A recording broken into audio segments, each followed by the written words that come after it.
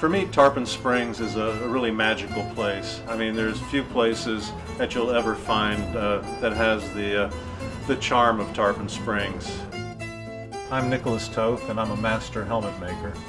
I create copper and brass diving helmets.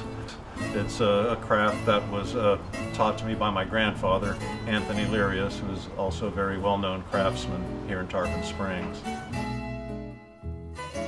What fascinates me about Tarpon Springs is that it is still an ongoing sponge town.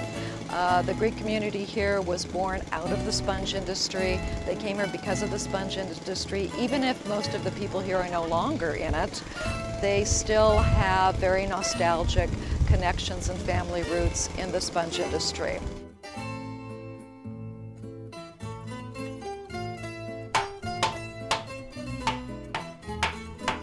My family started with the diving helmets and the business here, Elias Marine. It was begun by my grandfather in 1913.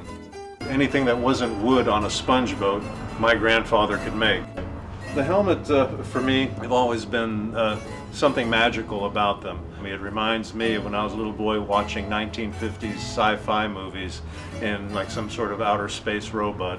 After I learned to make the helmets, I wanted to take it a bit beyond just a piece of functioning equipment and try and express myself using the helmet as a vehicle to challenge my creativity.